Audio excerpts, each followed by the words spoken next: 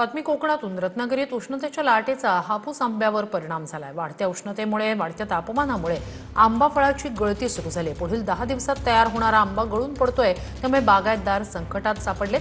कोकणात सध्या आंब्याचं केवळ 10%च उत्पादन झालेलं आहे। उष्णतेमुळे आंबा पीकच धोक्यात आलंय।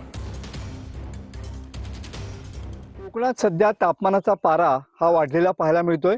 तापमान जे आहे तर जवळपास 41 अंशांवरती गेलेलं पाहायला मिळतंय आणि ह्याचा सर्वात मोठा फटका जो आहे तो फळांचा राजा अर्थात हापूस आंब्याला वरती झालेला पाहायला मिळतोय। सध्या या हापूस आंबा जो आहे तो या तापमान वाढीमुळे या ठिकाणी करपलेला पाहायला मिळतोय। मोठ्या प्रमाणात हा आंबा भाजून निघतो आहे आणि त्यामुळे आंब्याची मोठी गळ या ठिकाणी होताना पाहायला मिळते।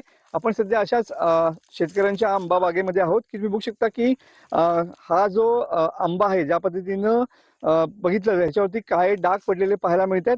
हा आंबा पूर्णपणे या ठिकाणी भाजून निघालेला पाहायला मिळतोय। हापूस आंब्याची सध्या मोठी गळ या ठिकाणी होताना पाहायला मिळते। हा आंबा जो आहे तो भाजून निघताना या ठिकाणी पाहायला मिळतोय। मनोज लेले, TV9 मराठी, रत्नागिरी।